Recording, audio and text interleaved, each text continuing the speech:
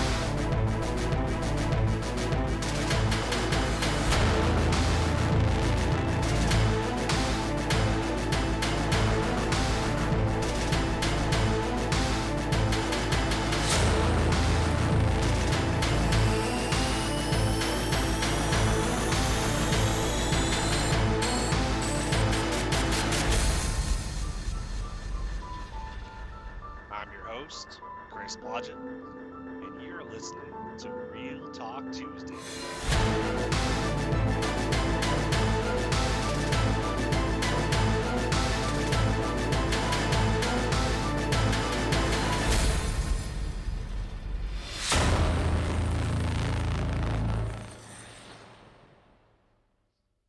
In this episode, we'll tackle the pressing concerns of standing up against government corruption, addressing worries about potential conflict before the midterms, and navigating the complexities of upcoming elections.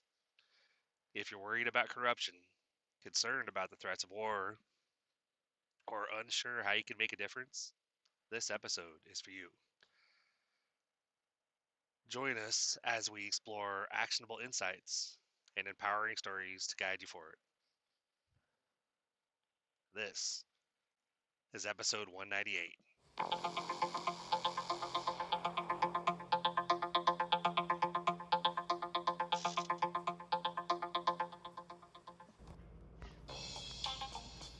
Hey guys, welcome back. As always, appreciate you hanging out with me this week.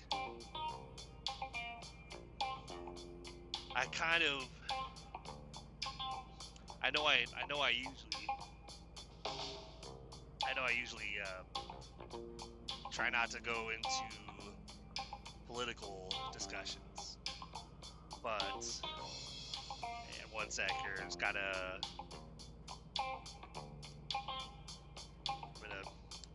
silence the navigation because of course it's really distracting when doing a recording, and of course it'll you guys don't hear it, but it literally will chime in my ear, my headset, basically, continue on. And of course, Interstate 70 out here doing construction, so sometimes it's like, keep left. I'm like, I'm already on the road here. So, but I know I usually try to stay away from political talk, religious talk, etc. But I've been kind of, I don't know what the right word is, but basically felt inspired to talk about this subject, because I know there's a lot of us out here. I know there are a lot of people out here that basically, for whatever reason, still think that the current administration, that Trump is doing a great job, that he's making the country great, blah blah blah.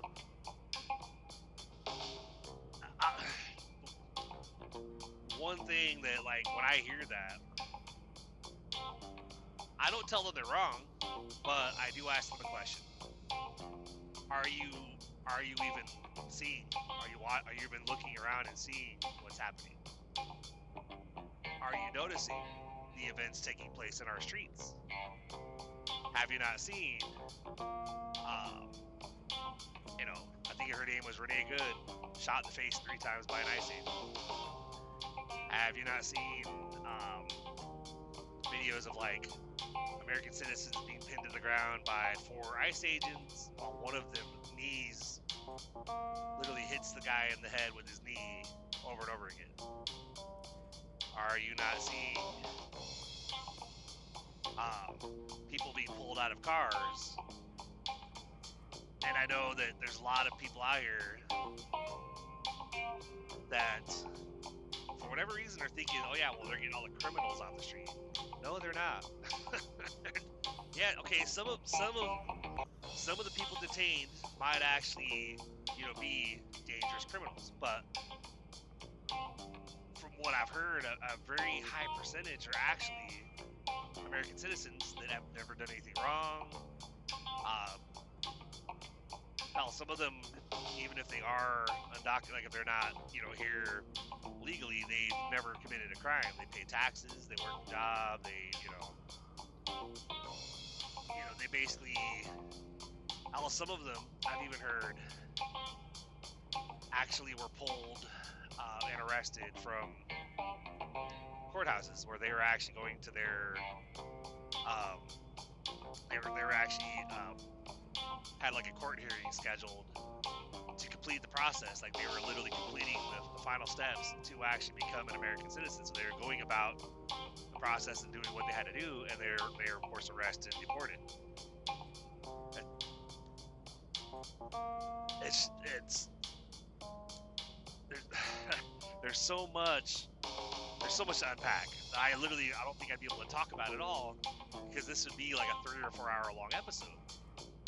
And even though I am passionate about what I talk about on the show, usually, like I said, I'm all about keeping it real. I'm never gonna lie to you. I'm never gonna bullshit you. So to kind of take a little bit of a detour, there's, for anybody out there who, let's say you see what's going on, you see the videos. Again, if you think that if there's people out there that think that nothing bad is happening, that this is, oh no, they're just getting criminals off the street. Look, open your eyes and look. Like there's a shit ton of videos, people having recorded what happened. Hell, the Renee Good, they were like, oh no, she totally ran him over. No, she didn't. There's a video that I came across, or a guy's like a reel, I guess, on Instagram, where this guy had different videos in the same reel showing different angles, and it showed that she was turning the wheel away from him. He stepped in front of her, but she was turning the wheel away from him to leave, to try to get away, and he shot her in the face. And then, of course, he has immunity, and she was a terrorist, and blah, blah, blah. No, she was not. And there was even an Instagram reel where this guy talked to a former police officer that had actually been hit by a car, and then the person that hit him, like, when the cop was on the ground, he drew his weapon, but he didn't aim it at the car, but he, of course, he was prepared to open fire if it looked like his life was in danger. But he locked eyes with the suspects, and he said it was he realized instantly, he knew, just based on the way they, when he made eye contact with the suspect, was literally just trying to get away. And he didn't fire at him. He let him drive away because the cop's life was not in danger. So, taking that into account, the ICE agent, she was the lady Renee Good, was not trying to run him over. She was not aiming for him. She was not trying to kill him in any way, shape, or form. His life was not in danger, and he stepped in front of her and still shot her and killed her. And if you don't believe me, like I said, if you can deny, if you're, whether you're a MAGA, Trump supporter, whatever, it's really easy to basically just deny and say, no, that's not true. Like, he's fixing things, making America great, fixing crime, fixing this and that. All you gotta do is look around. all you gotta do is watch. Like, hell, you don't even have to say anything. You don't have to stand outside with pounding your chest and trying to get people's attention and trying to protest publicly or whatever. But it's pretty easy just by observing. Watching the things that are happening, watching the videos that are being posted, because people, nowadays with smartphones, it's really easy to basically look at like 20 different camera angles from different people's videos that have been uploaded and be able to see what they, be able to see different angles of the event that happened.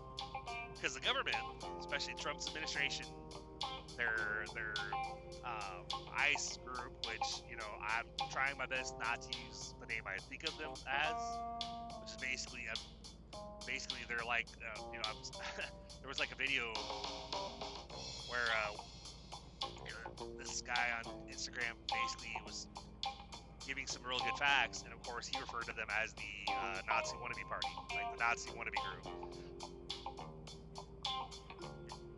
That if you just look back, on like all the things that happened back then, 1930s, during when all this, the World War II and the rise of Hitler and the Nazi Party and all that stuff. There's a lot of similarities to what's going on now, and people are pointing it out online. There's people that like, if you follow, I wish I could. There's like a couple of people on Instagram. Let me see. So one of them that you guys should follow is the Naked Truth HQ. The Naked Truth HQ on Instagram. She's one that you should follow. Has some awesome posts. Basically tells it how it is. In a second, I'll give you the other one that I followed recently. That she's both these chicks are badasses. And again, if they hear this podcast and they get offended about being called chicks, I apologize. These ladies are badasses, and they don't care what when you get haters in the comments that are MAGA and thinking that all this administration is not racist. They're fixing things, fixing the country. Again, a lot of this stuff that's being preached to us by the administration is almost verbatim what the Nazi Party, Hitler and all them preached to the people back then. Make Germany great again, blah blah blah. Do this, do that. We're gonna save you, or I'm gonna save you. Bring it down to one person, and it's what they say. It's like if those that do not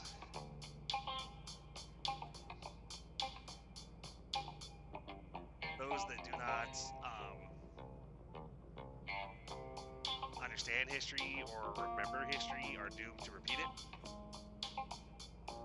And so doing away with, getting rid of monuments to like historical Black history and stuff like that, and Holocaust information or memorials or whatever. It's like basically trying to erase a lot of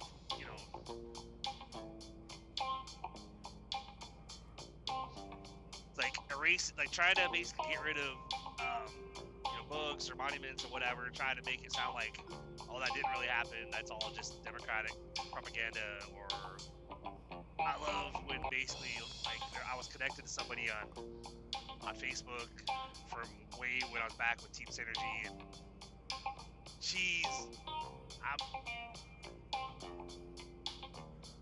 it's hard to say, because I would say she's a nice lady, she's a nice person, blah blah blah, but I've recently unfollowed her and unfriended her and basically deleted her off my list, because I was like, she's very much indoctrinated into the MAGA supporters. and I'm not saying all MAGA supporters are bad. I've heard of there actually being people that, you know, they voted for him, they wore the hat or whatever, but now they're like, oh crap, like I didn't vote for this. This is not what I voted for. I voted for cheaper eggs. I voted for cheaper groceries. I voted for border security. Blah blah blah. I voted for, you know. But the funny thing is like what, you know, even a lot of people that are posting their content on Instagram, basically, you know, trying to get people to stand up, trying to get people to fight back, you know, to encourage people to vote during midterms. It's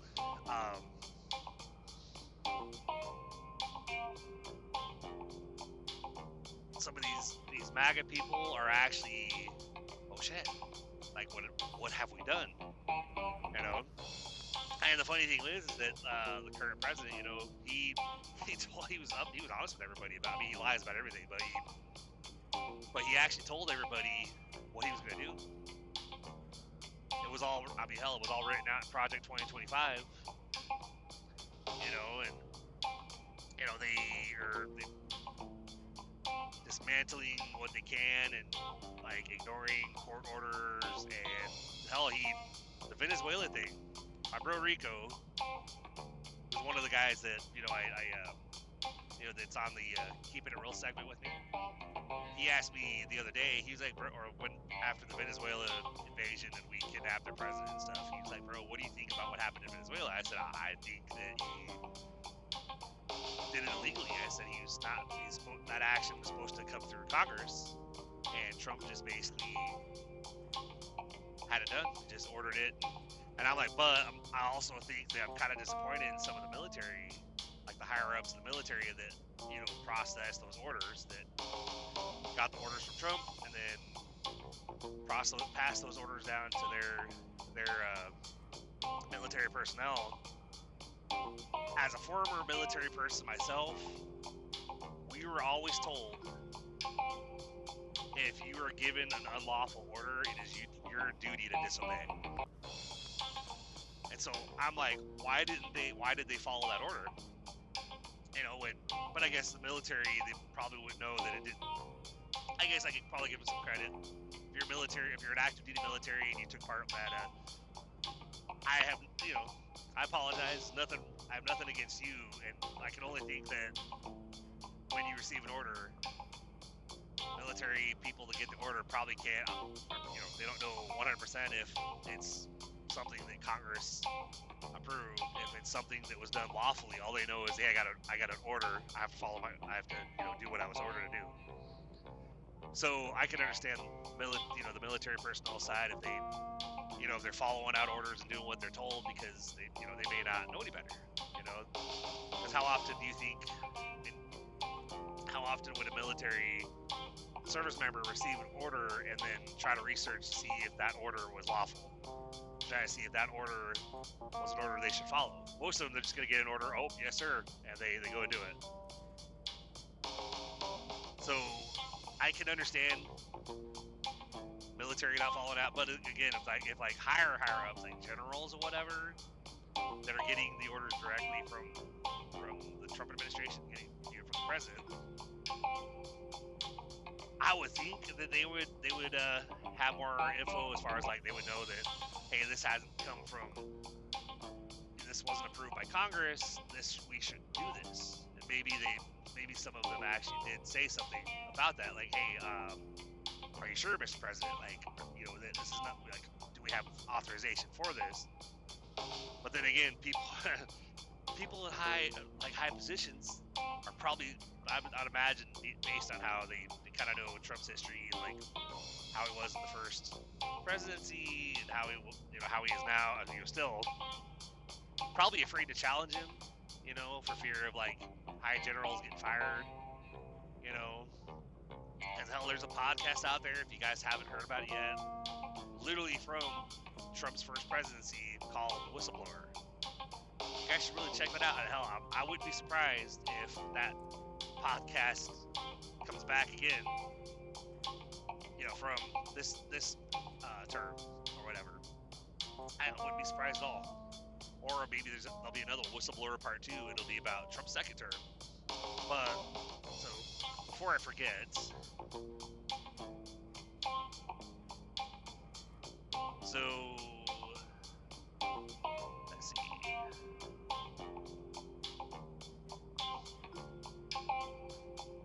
So yeah, the Naked Truth HQ. I believe she's on TikTok as well as Instagram, and it's the same username, spelled out the way it sounds. The Naked Truth HQ. Follow her. She's always posting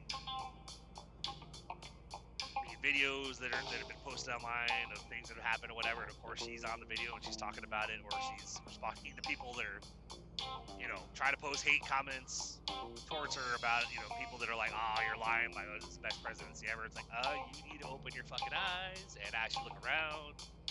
Burying our heads in the sand and pretending things do not pretending that the bad shit that's going on in the world isn't happening, and or listening to the administration basically saying that's just the Democrats basically just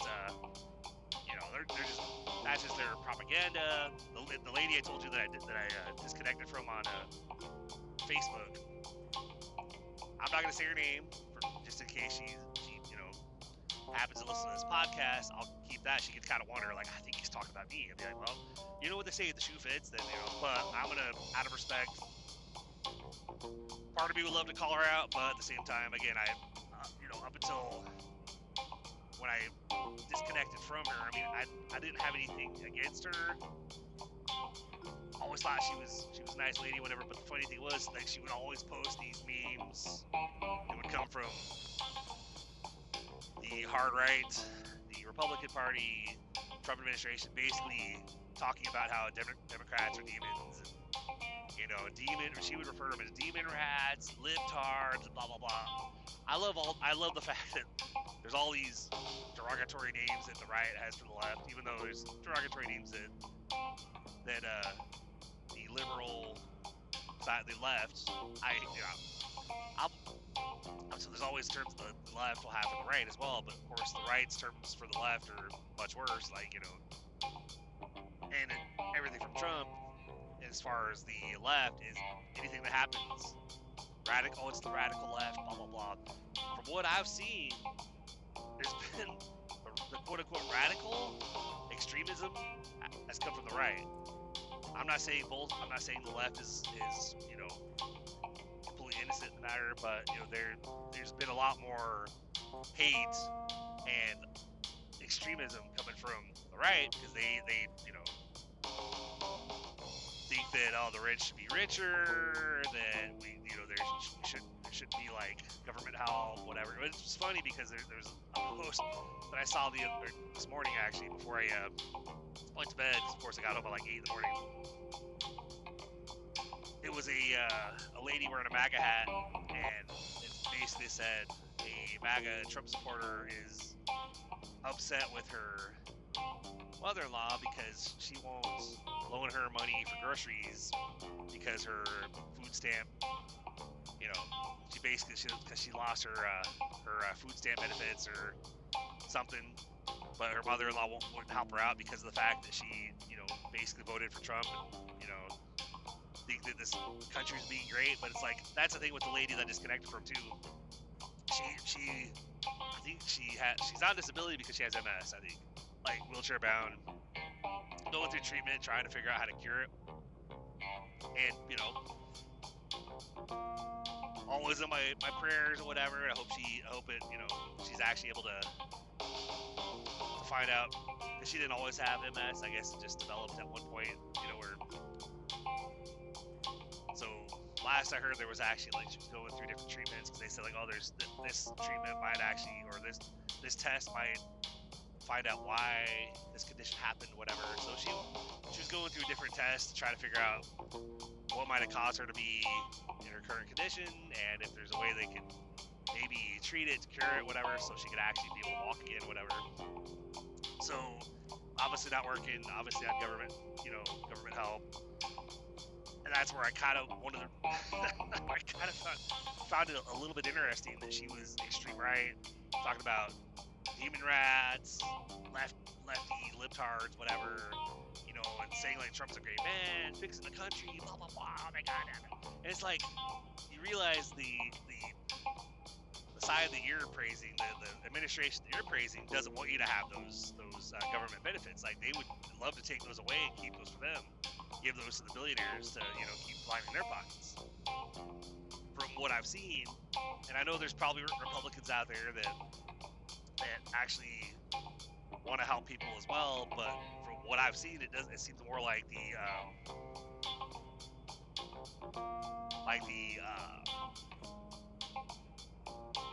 ones that want to help the American people are more the Democratic side. Now, I'm not saying the Democratic side is perfect either, because I know both sides have corrupt people, but the ones that actually presented plans in an attempt to help everybody, like for instance, like helping people with like healthcare costs by having universal healthcare. Hell, one of the presidential candidates from like, I don't know, 2 elections back or something, might have been with Hillary and Trump ran. And I think it was Andrew Yang. Me and my wife, we were like, oh my God, like he sounds amazing. You know, and yes, you know, people are like, oh, that's socialist. Well, okay, guys, we're supposed, like, it shouldn't be, you shouldn't have to be alone fighting just to survive. Like, everything goes a lot better when we're all here for each other, when we back each other up, when we help each other. And so, what's wrong with there being, hey, everybody has healthcare, like everybody could have health insurance and not have, and you know, I don't remember how exactly they talked about how it worked, but it was like they would take out a little bit more, everybody's paycheck, like everybody would pay a little bit. I don't remember exactly how it went. I'm just kind of getting, you know, from what I remember, I think that's how they explained it.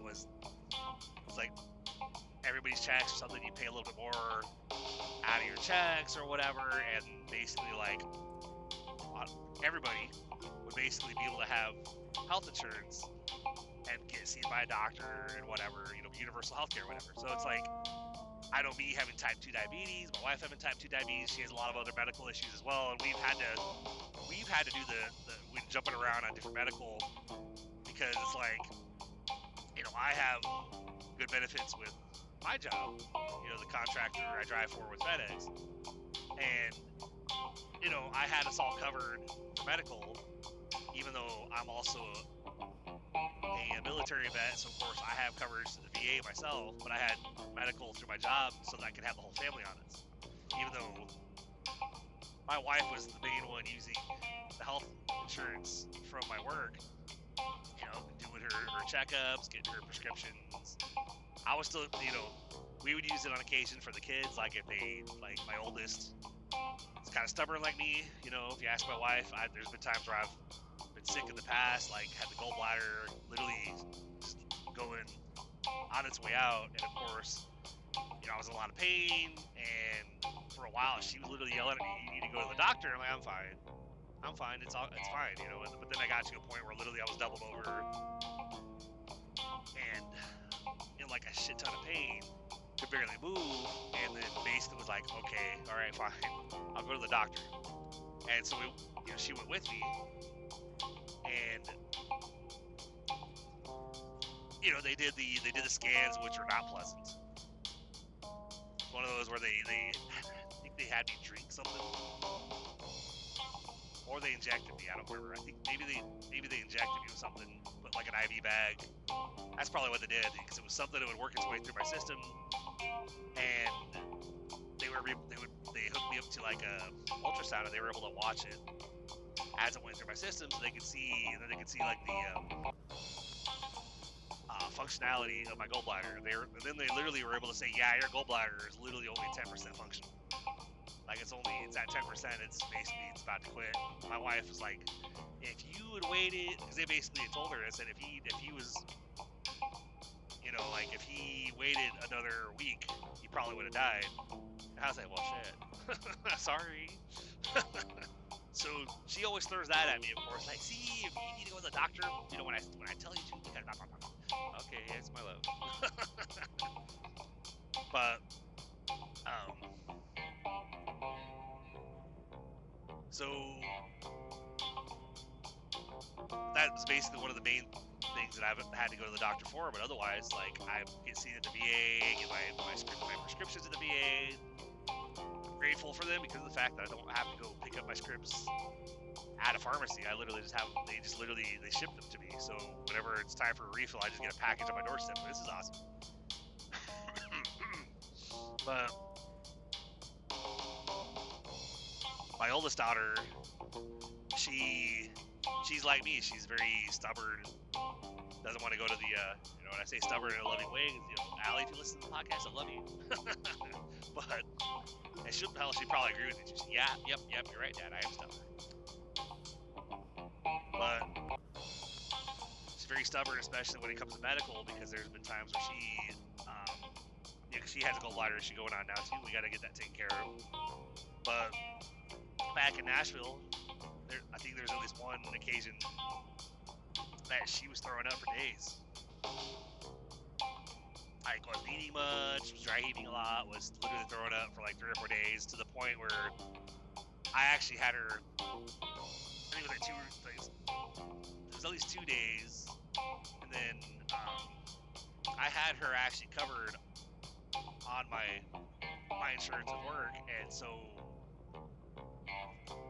I basically, heard her throwing up. Basically, I told my wife, I said, I'm going to grab my medical card. I'm going to drag Allie to the urgent care. I was like, we're going to get her checked out. She goes, yeah, it's probably a good idea. And she didn't want to go. But I was like, Allie, grab what you got to grab your purse, whatever. I was like, I've got the insurance card. It's covered. If there's a copay, I'll take care of it. Let's go. Okay, fine. So they checked that. They did a checkup. They gave her some like anti-nausea. They gave her some other meds, thinking that it was probably just a virus that she was dealing with. But they gave her some antibiotics or something, and some anti-nausea and something to help her sleep or whatever. Basically, within a day or two, she stopped. She was vomiting less, and she slept, and she got over it.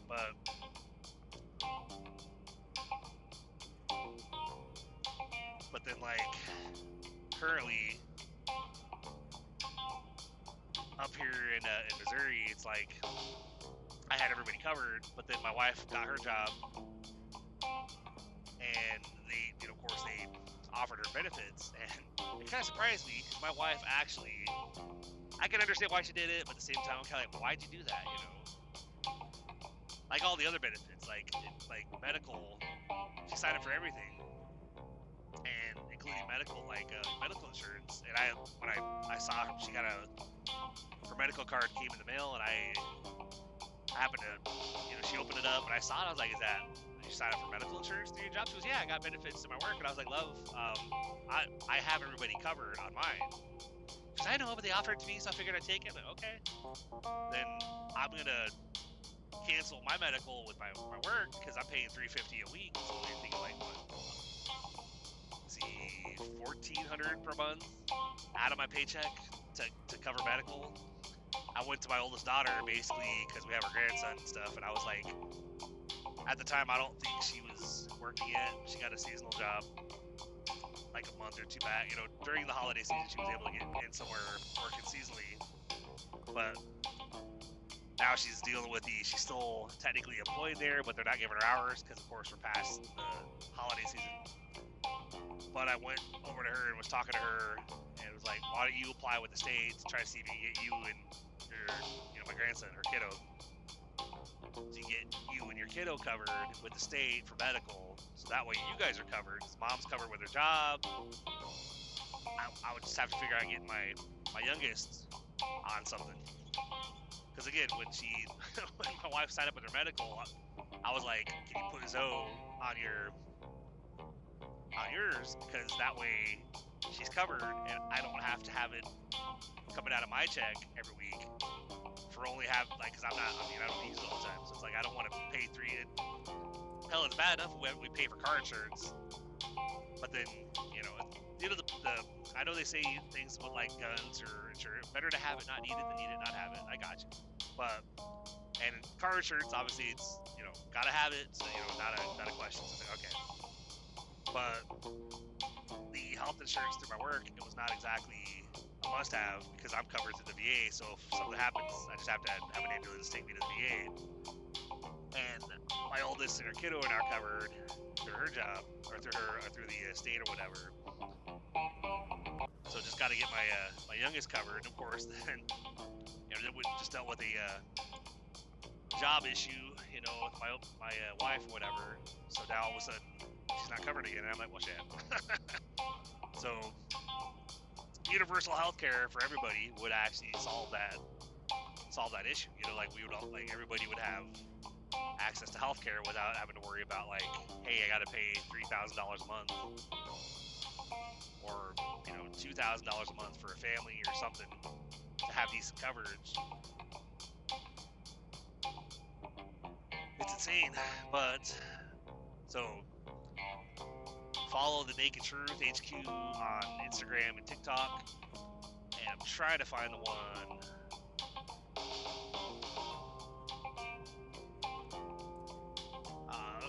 Let's see.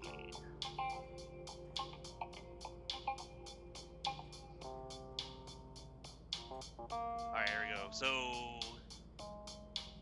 Kleine.kt, KLEINE.kt.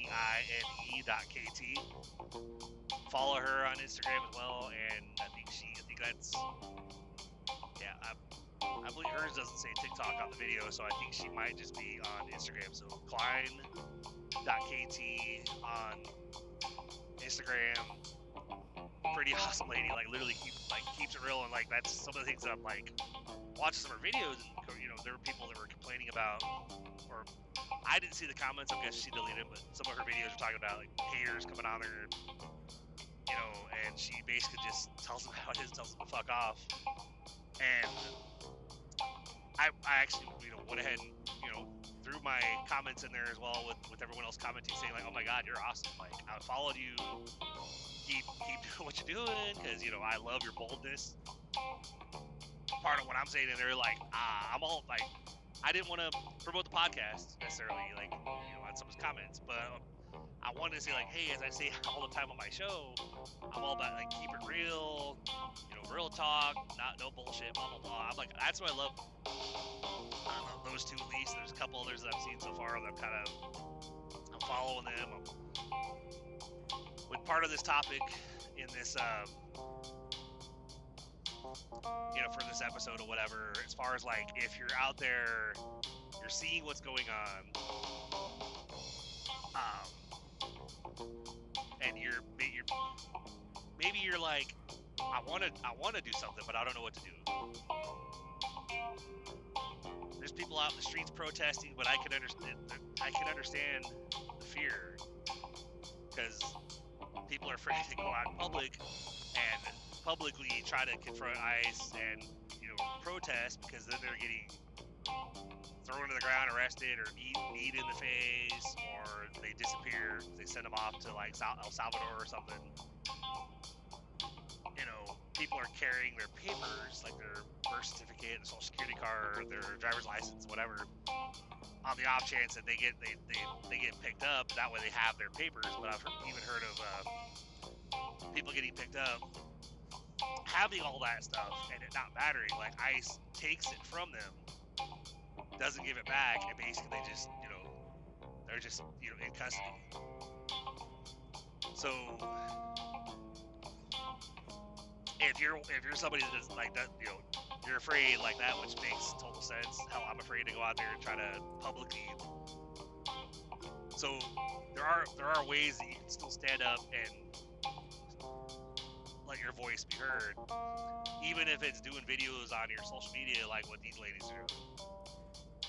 Or for me, because I thought about doing a video or two, but I'm like, at least what I'm trying to do is, when I'm seeing the different videos that are showing what ICE is doing and showing things like what the Trump administration is doing that's illegal, or corrupt politicians that are basically just bending the knee to the Trump administration instead of actually doing what's right and getting rid of the whole, Trump's whole cabinet.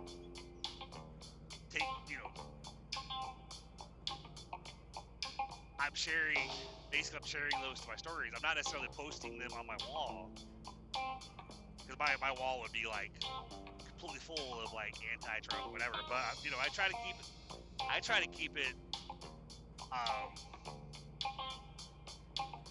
I don't know what the right word is. Not subtle, but I try to keep it like I'd rather post things every day to my stories instead of sharing to my wall all the time, because like I don't really post a lot of other stuff. I might share when I have a new episode post, I might share that, because of course, you know, try to draw people to the show.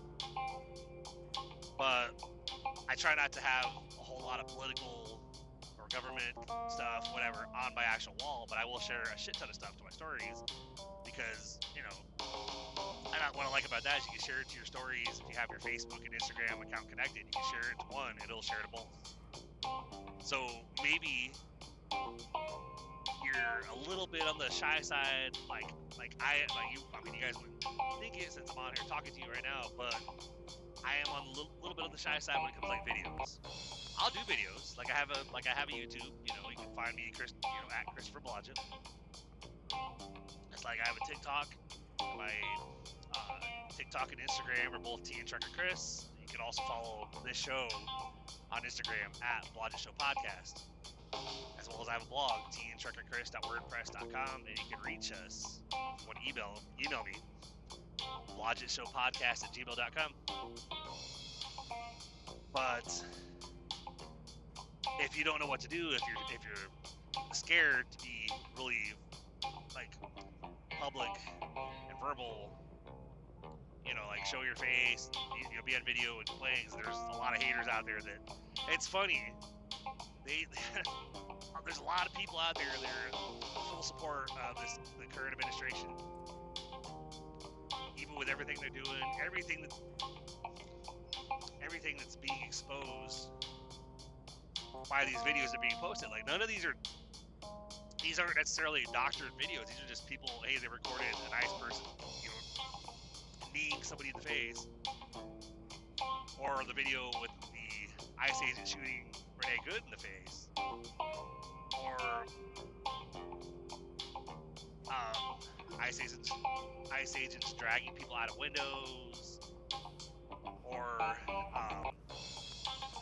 you know, videos where a guy was in a car and they had ICE agents on both sides, and the ICE agent on one side had a mask on, and the ICE agent on his passenger side did not, but he had his gun drawn. And of course, the guy on the video, he's recording both, like, turning the camera on both sides, like, yeah, I need you to take your mask off. I'm not gonna open the door. And they're saying, like, you need to open the door.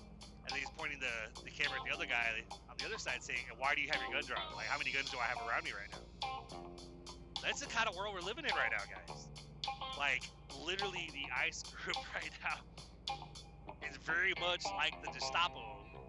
I think that's what they call it, from the Nazi era. It's like, there's up in Philly, I saw a video about it, and I'm sure hopefully you guys have seen it. It's actually been circulating around online quite a bit. I came across it on Instagram. It's probably on Twitter X and Facebook, but I know I came across it first on Instagram. It's the sheriff, I believe, up in Philadelphia, a young black woman, talking about the attorney, or the DA, the Philadelphia district attorney, making a statement. And then there's a video where it shows the DA actually making that statement, talking about if law enforcement, ICE, military, National Guard, whatever, wants to come into their city, especially wearing masks, and they want to commit crimes, and what they've been doing in like Chicago and all these other cities or whatever, that they're illegally detaining people and, you know, or killing people. Basically, this DA basically has talked about, man, if you come into the city and commit crimes, you are going to jail. I will arrest you. I will prosecute you, and you will do time. And basically saying Donald Trump cannot pardon you for a state court conviction. So, and then of course the sheriff talking about, you know, that she's in full support of the DA, and you know that ICE is not real law enforcement. They're fake wannabe law enforcement, and that real law enforcement would not have their, you know, they would not be wearing masks and concealing their identity, because it's like, okay, well, why are you hiding? If what you're doing is legal, ethical, moral, right, good, whatever, if it's legit, why are you hiding your identity? If you have nothing to hide, then why don't you show your face? So, to those out there that are afraid, and we're all afraid, you know, in a way, but if we sit back and do nothing, guys, if you think there's a problem, well, you know what they say, the first step in solving a problem is admitting that we have one, and we have a big fucking problem right now, guys. I don't know what, the people out there that are still wearing the red hats and are still saying he's a great man, he's not racist, he's not a pedophile, he's not, you know, he's actually fixing the country. I don't know what Kool-Aid you're drinking. I don't know what you're seeing. Because again, and trying to be as respectful to y'all as possible, all I'm trying to point out is open your fucking eyes. Look around. Watch the videos online. Look at what they're doing. And like I said, you guys burying your head in the sand, wearing that hat, banging your chest, and saying that things are. Oh, he's like we have a businessman in office. Like America's tough. No, we're not. Like, and part of the topic that I also want to cover, as far as the midterms and possible war for midterms. My worry right now. I understand what they're talking about. Like, hey guys, midterms in November. We got to get out there to vote. And it happened in the past. I've called it every time. Where like we have, especially when Trump was last in office, we had a lot of Republicans, a lot of red in the House and Senate, and then of course following Trump, all of a sudden everything went blue. And I know people like, oh yeah, he wrecked it, like things got wrecked or whatever when it went blue. No, it didn't. Like helping people, trying to be supportive of the rest of the world. Doing what we can. It's not weakness. Being a bully to other people, kicking them down, that's not strength. Hating, that's like real strength comes in backing people up, lifting people up, being there to support one another. Help, if you're in the position to help, then help. If you're in the position, especially, one other thing for what you can do instead of, and not just, share, if you see these videos online, they're showing videos and stuff that happened, and you got, like, Klein.kt or Naked Truth HQ, or any of them on Instagram, if you see things where they're posting things that have happened and they're talking about them and they're trying to spread awareness, trying to tell people get out and vote, trying to tell people, get out to your, don't just sit back and watch. And they made a good point. And some of the MAGA peeps have been like, I didn't vote for this.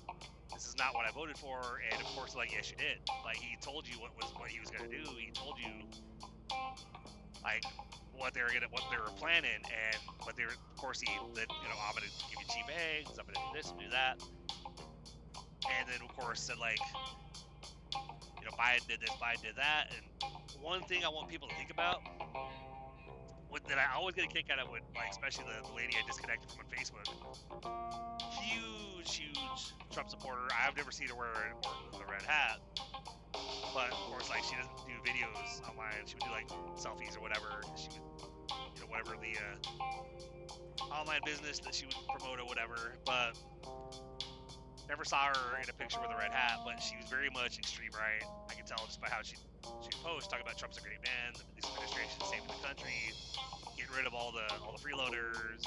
I'm like, you're saying that, but you're on assistants as well. But she would post different memes about like Biden should be in jail, you know, and Obama should be in jail, blah blah blah, and you know they're crooked, blah blah blah, and I'm like, and yet the guy that you're extremely supportive of actually has convictions. Like he's actually been tried and convicted, only didn't go to prison because of the fact that he got elected president, so he was able to, you know, basically stay out of jail. But the other presidents, you know, Biden and Obama, never got tried or charged with anything. So it's like your logic doesn't make, like, the logic doesn't make sense there, because they're crooked, they're cons, blah blah blah, they need to be in jail. Your guy should be in jail. Your guy should be in prison. He's fucking got actual convictions. It's like pulling your hair out and going, I don't understand. Like you're defending him that he's this great, he's the Messiah, he's this great leader, blah blah blah. You know, no, he's not doing all that bad stuff. But Biden and Obama, yeah, you know, like they should be in jail. They did this, they did that. They were giving away all this stuff. They're opening the door to millions of illegals, blah blah blah. Now, is there an issue with like the immigration system? Yes. Does that mean that everybody is here illegally, you know, immigrant-wise? No. Now, does that mean that everybody that is here illegally is a criminal? No. Now, are there people that are here illegally that probably are criminals? Yes, absolutely. But there are people that are citizens that are actually not exactly great people either. They're here committing crimes, killing people, whatever. And so, and then, you know, one of the other things too that a point that I've heard made a lot, and of course I've always thought about it too, is the fact that yeah, we might, even if we were born here, we might be quote unquote Americans, but we were the immigrants in this land initially. We were not from this country. We were, you know, we came here and took it over from the Native Americans. And I'm part Native American myself too. I'm part Cherokee. Had a great uncle, which I think that'd be my dad's uncle, I think is how that works. So my dad's father's brother that was a Cherokee chief. That was pretty cool. You know, when I met him a couple times as a kid, we got like bear claw necklaces and stuff. Of course, they were fake. You know, they weren't like real bear claws, because of course by that point, obviously they're not killing bears to make necklaces anymore. I don't think anyway. But you know, they had the beads, the plastic bear claws, or whatever. And that was cool. But you know, they were the natives here. They were the ones that were here first. We came and kind of forced them out of their lands and took it over. And then, you know, so this country was built by immigrants. So kicking people out because they're not necessarily white, and they're not a white man or whatever. They're not like, you know, they look different. They might have brown skin. They might be Asian, might be black, whatever. It just doesn't make sense, because the country was built on the backs of immigrants, not on the backs of billionaires. Billionaires basically were able to do whatever they wanted to do. Hell, I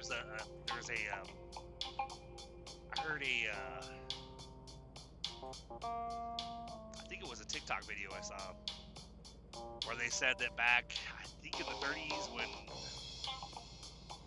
World War I was getting started, like 33 or something, the president, which I think he said Roosevelt, but I'm not entirely, I can't remember, it's been a little bit since I saw the video, that I guess Roosevelt or the president was trying to kind of like bring us to the same stage as a lot of other countries with like universal health care, and basically like for the well-being of the entire country, not just for the top. And I guess a lot of these like billionaires, like the billionaire corporations, whatever, actually, if I'm not mistaken, it might be telling the story wrong. So, like, if you heard this story and I'm not getting it 100% accurate, feel free to drop me a line. Let me know. blodgettshowpodcast@gmail.com.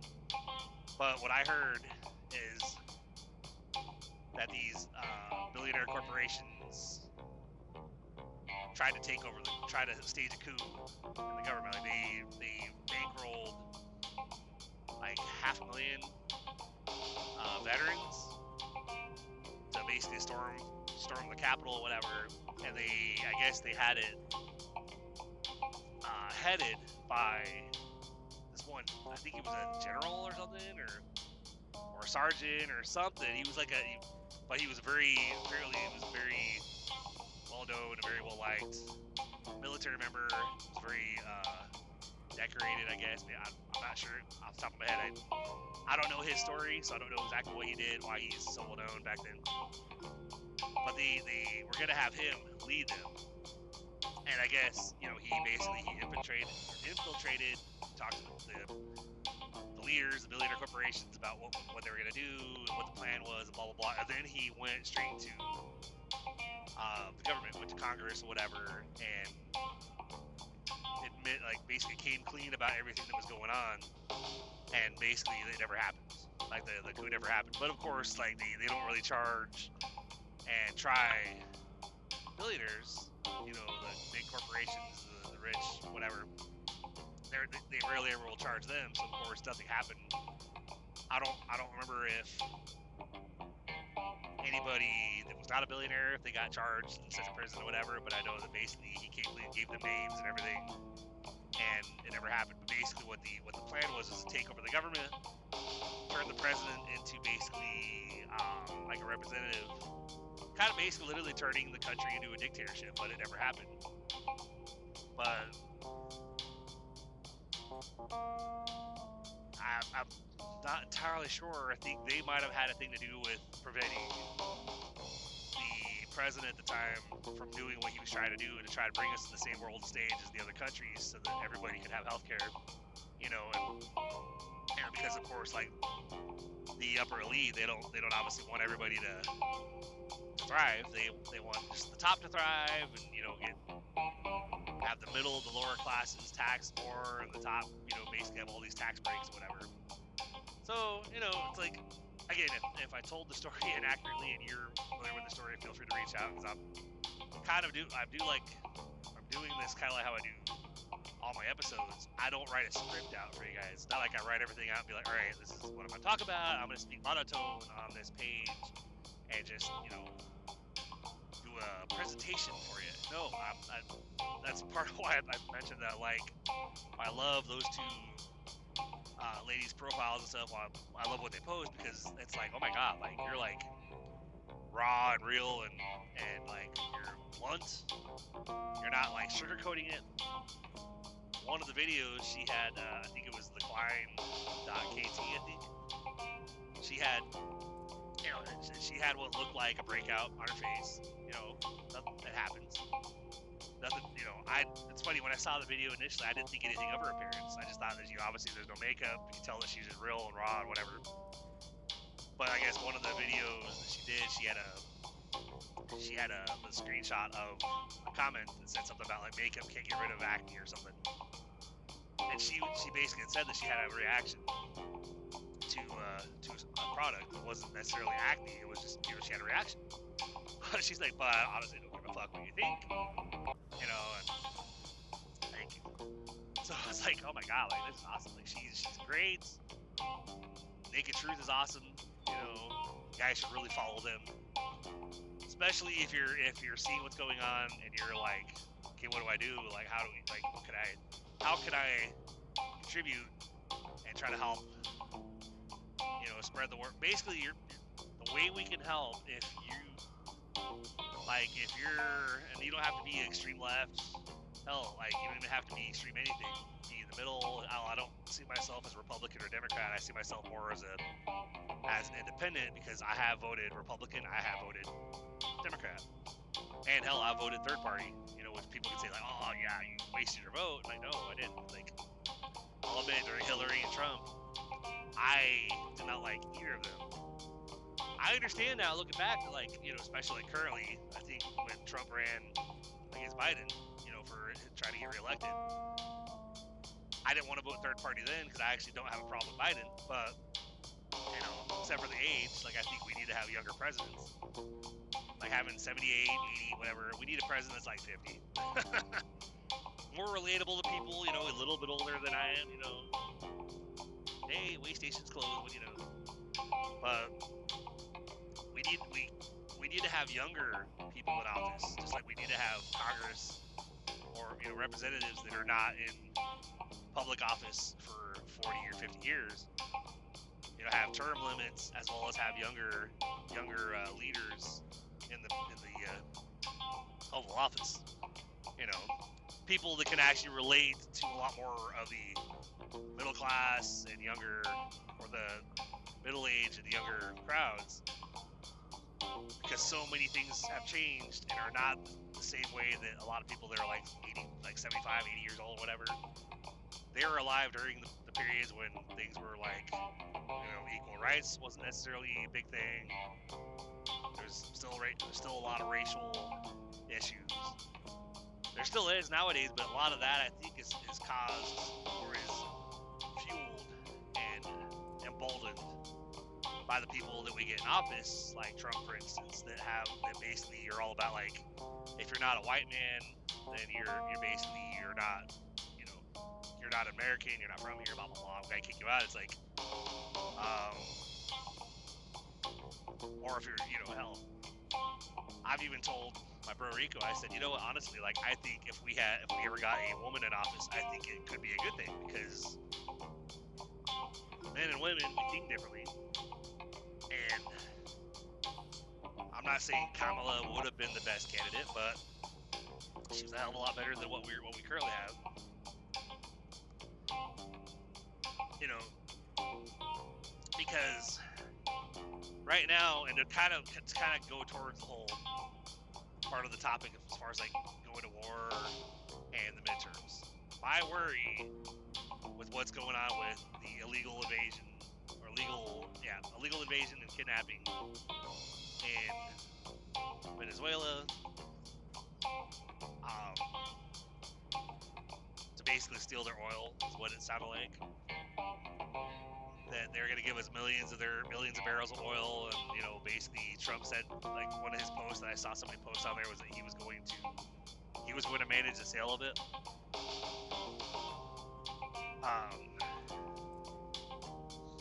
And then this talk about Greenland, that, you know, he's actually threatening to actually invade Greenland. And I saw a Instagram reel earlier that talked about that there's a method to that, there's a reason for why he's doing what he's doing, because, like, back in 1987, I guess he wanted to build a hotel in Moscow. And so he went out to what was then the Soviet Union, and then when he came back, he started talking crap about NATO, saying that it was pointless, and, you know, the NATO shouldn't exist or whatever. Even though, you know, it's a very vital, and it could hurt the United States if NATO collapsed, or, you know, disbanded. But, and then back in 2024, Congress passed a law that the president cannot unilaterally withdraw from NATO. You know, and so invading Greenland could basically end up, I guess, I'm trying to think of the right word, like, not dismantling, but basically could destroy the alliance, so there'd be no more NATO.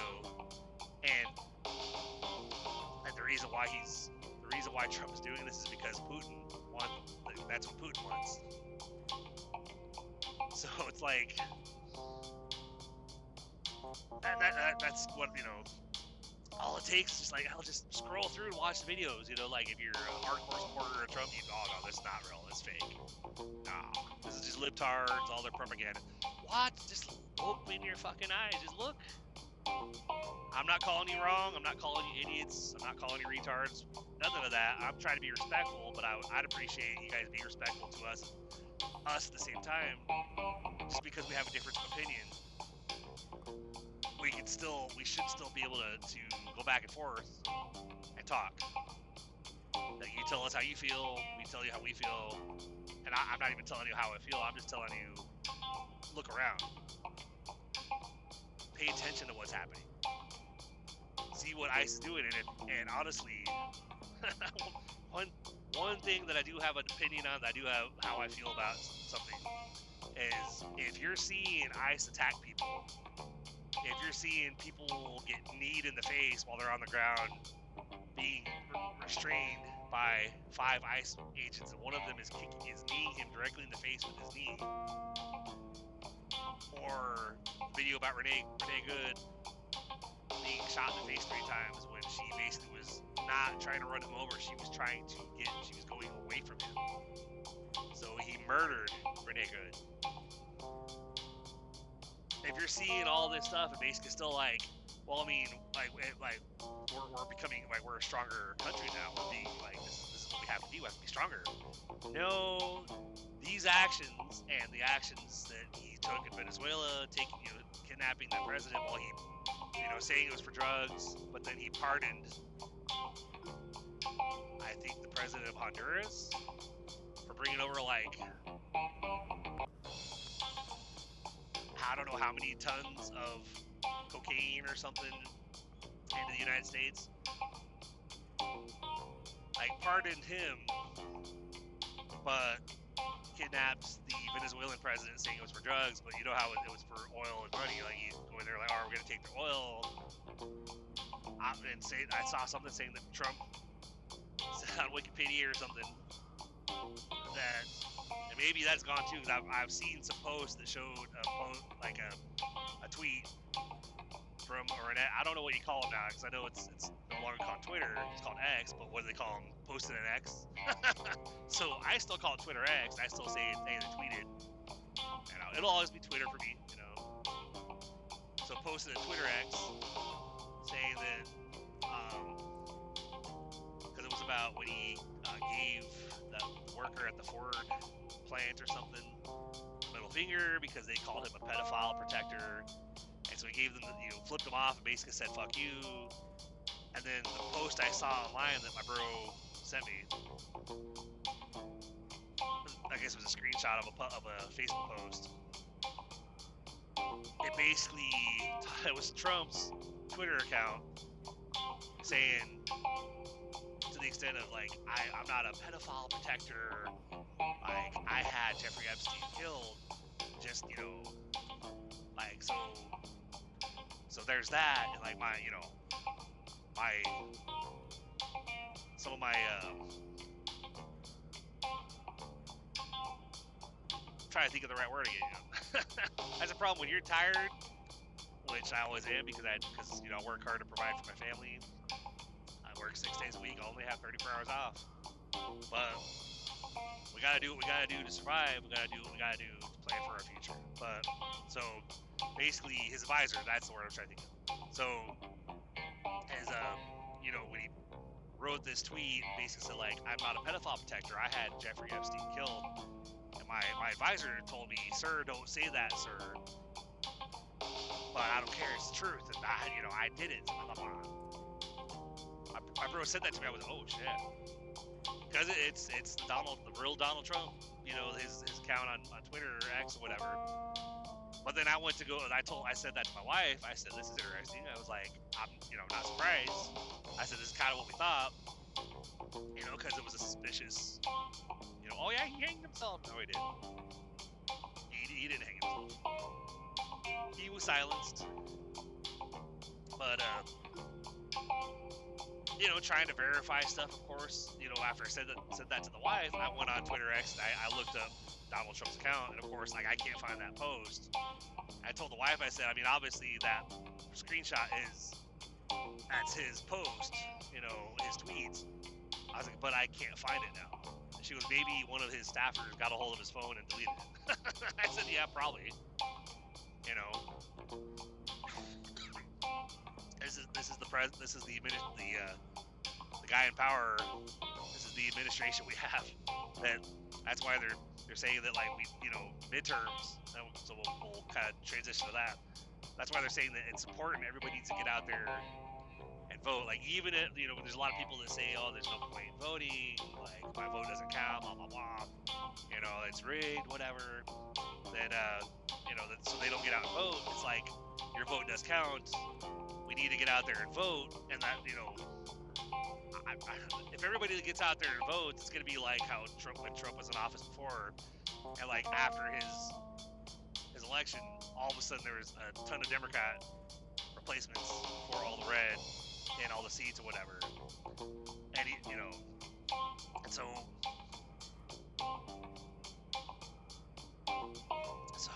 it's just like, again, guys, I apologize. It's like being tired and stuff. It's like I was on a call with my buddy Barry. He's one of the other Keeping It Real segment guys. Mid-sentence, I was joking with him, and I was kind of like, we're both telling each other different stories and talking about whatever. I got like mid-sentence, and all of a sudden I went, fuck. He's like, what? I'm like, man, it must be getting old, because like there's times where mid-sentence I forget what I was saying. He's like, oh, that's funny shit. I do that all the time. And then later on in the call, he did the same thing. He was like, yeah, let's go about doing this, such and such, blah blah blah, and fuck. I was like, it happened to you too, did he? Goes, yeah, what was that you were saying about like getting old and forgetting what you were saying mid-sentence? I was like, yep. So, but,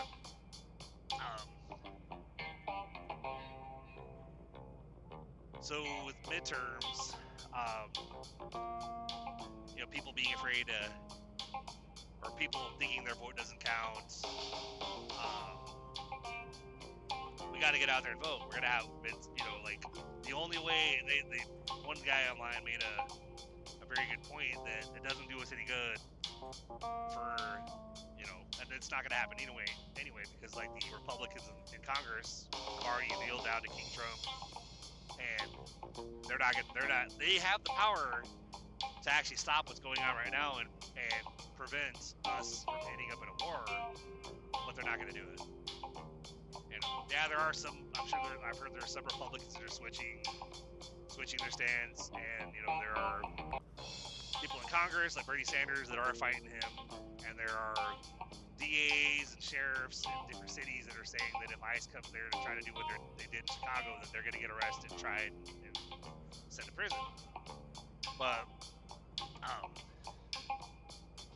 it's too much red in the House and the Senate.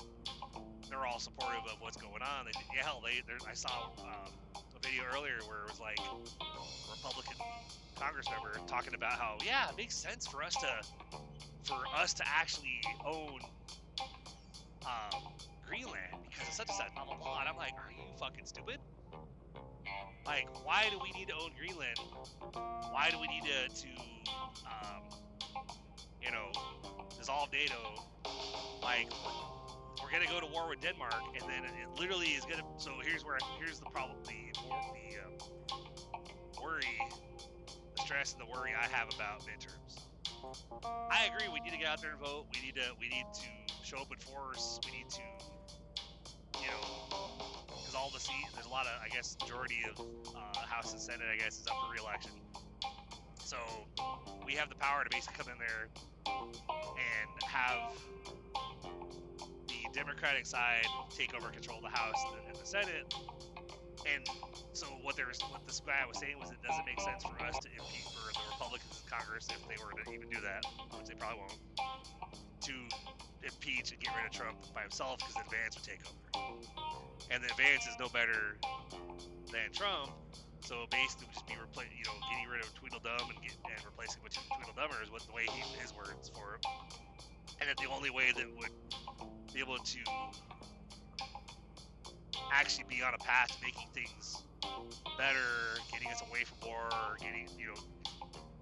maintaining the alliance, NATO, the alliance, the North Atlantic Treaty Alliance,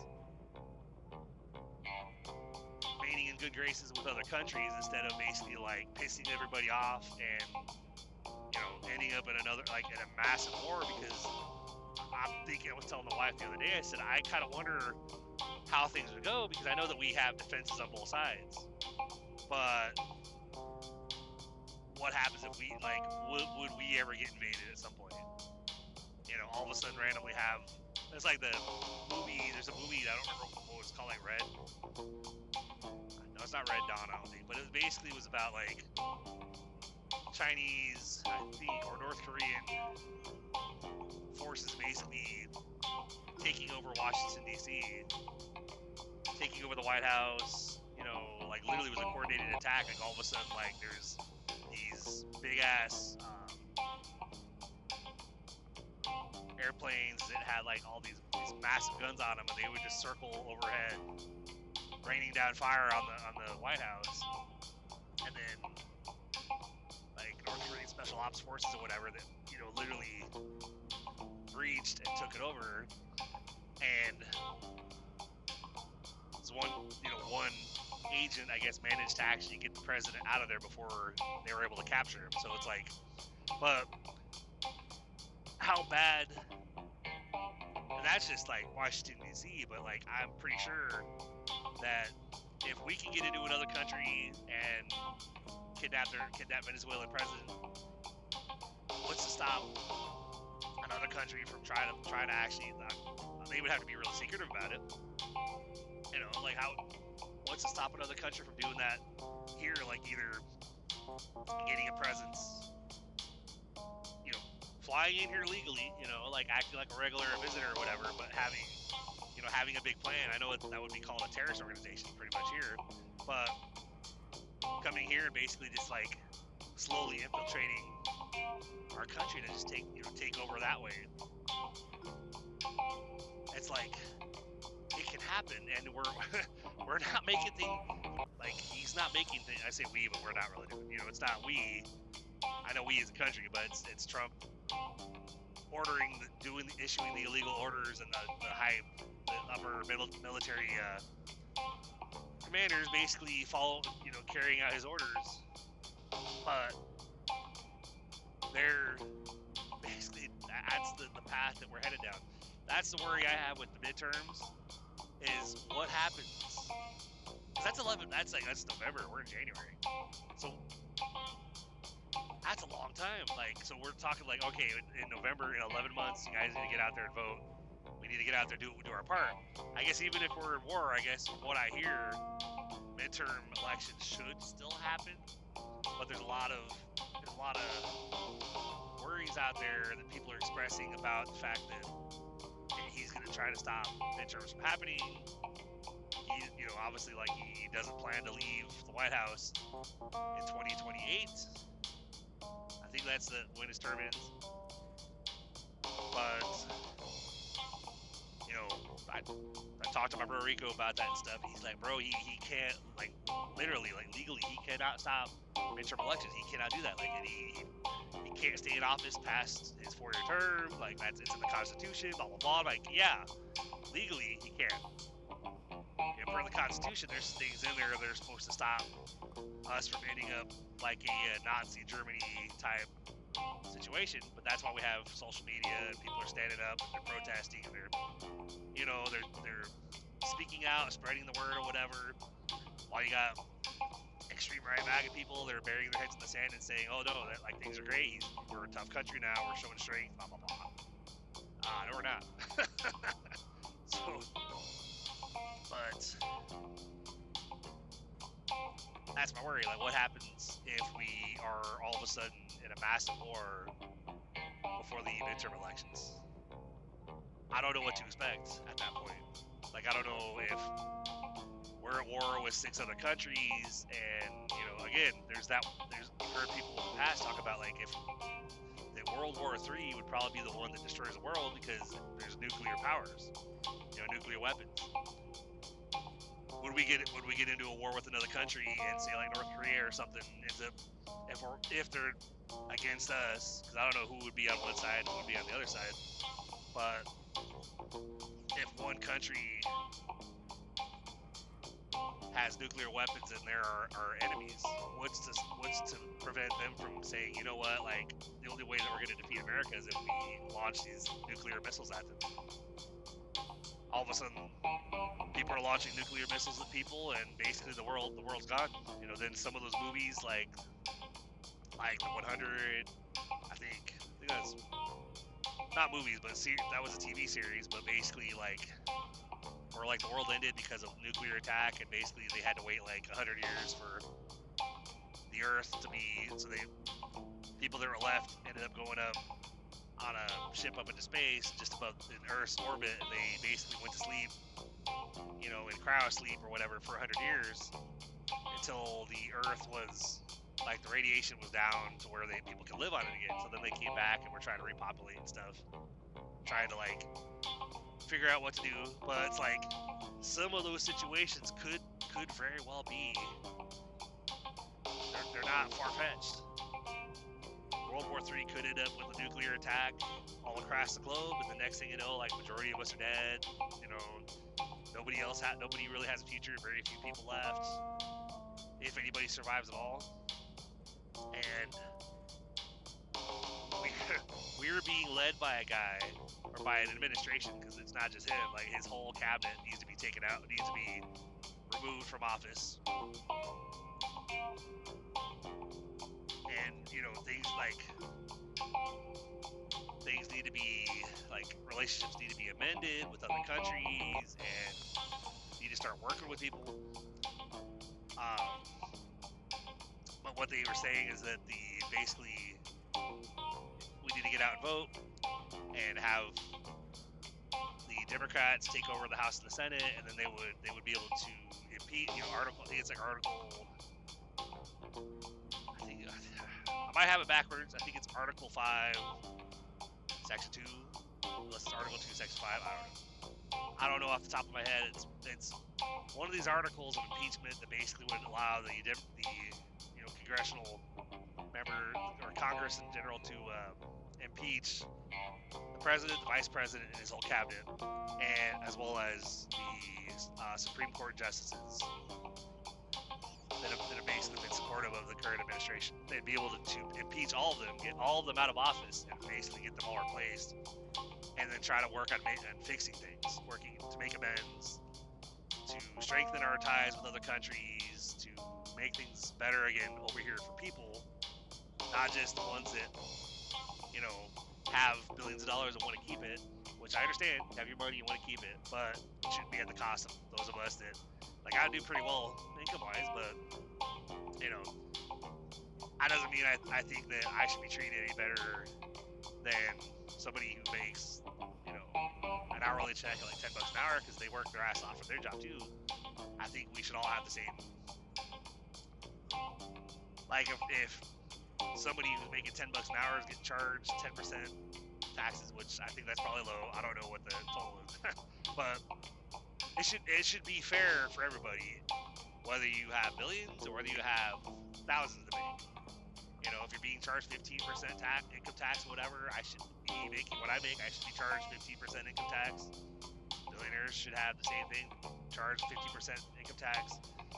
And there shouldn't be these big ass credits for the billionaires so that they can pay nothing, while the rest of us still end up paying our share of taxes, unless there's things in place to help us lower class people that are not making billions. If there's things in place that'll help us, so that we could also see the benefits of some credits, like tax credits, and we can use whatever to either lessen or eliminate what we'd have to pay in income tax because of these other things,